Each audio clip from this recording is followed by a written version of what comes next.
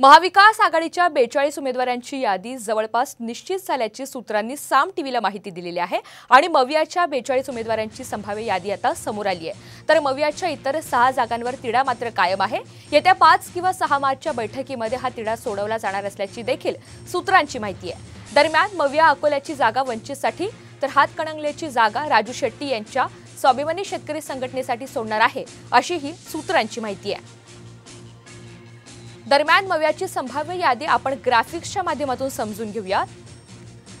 कल्याण सुषमा अंधारे किंवा आदित्य ठाकरे, ठाणे राजन विचारे, मुंबई दक्षिण अरविंद सावंत, मुंबई दक्षिण मध्य अनिल देसाई आणि मुंबई उत्तर पश्चिम अमोल कीर्तीकर, पालघरसाठी भारती कांबडी, संभाजीनगरसाठी चंद्रकांत खैरे, नाशिकसाठी विजय करंजकर, रायगड अनंत गीते आणि रत्नागिरी सिंधुदुर्ग मतदारसंघासाठी विनायक राऊत यांची नावं चर्चेमध्ये आहेत। मावळमध्ये संजोग वाघेरे, बुलढाण्यामध्ये नरेंद्र खेडेकर, वाशिम यवतमाळ संजय देशमुख आणि परभणीमधून संजय जाधव यांचं नाव चर्चेत आलंय।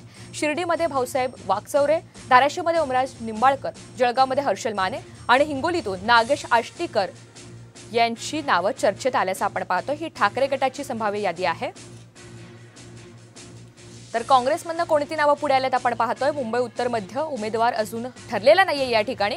पुण्यासाठी मोहन जोशी किंवा रवींद्र धंगेकर, सोलापुरासाठी प्रणिती शिंदे, भंडाऱ्यासाठी नाना पटोले आणि चंद्रपूर प्रतिभा धानोरकर किंवा विजय वडेट्टीवार। तिकडे अमरावतीमध्ये बळवंत वानखेडे किंवा राहुल गडपाले, गडचिरोलीसाठी नामदेव उसेंडी, डॉक्टर नामदेव किरसान किंवा डॉक्टर नितीन कोडवते, नांदेडसाठी आशा शिंदे आणि लातूरचं मात्र नाव अद्याप ठरलेलं नाहीये। धुळ्यामधून तुषार शेवाळे किंवा श्यामकांत सनेर, नंदुरबारसाठी केसी पाडवी, वर्ध्यामधून हर्षवर्धन देशमुख किंवा समीर देशमुख, नागपुरातून अभिजित वंजारी, विशाल मुत्तेमवार किंवा प्रफुल्ल गुडदे, तर जालन्यातनं अद्याप उमेदवाराचं नाव हे पुढे आलेलं नाहीये। काँग्रेसची संभाव्य यादी आपण पाहतोय आणि यानंतर आपण शरद पवार गटाची नावं पाहूयात। बारामतीमधून सुप्रिया सुळे यांचं नाव चर्चेत आहे। शिरूरसाठी अमोल कोल्हे आणि साताऱ्यामधून श्रीनिवास पाटील किंवा त्यांचा मुलगा सारंग पाटील याला उमेदवारी मिळू शकते। माढ्यामधून लक्ष्मण हाके ठाकरे गटाचे प्रवक्ते आहेत ते सध्या आणि राष्ट्रवादीमधून ते लढण्याची शक्यता आहे। रावेरमध्ये एकनाथ खडसे आणि दिंडोरीमधून चिंतामण गावित यांचं नाव चर्चेत आहे। बीडमध्ये नरेंद्र काळे, अहमदनगर निलेश लंके आणि भिवंडीमधून बाळ्यामामा यांचं नाव शरद पवार गटाकडून चर्चेत आलेलं आहे।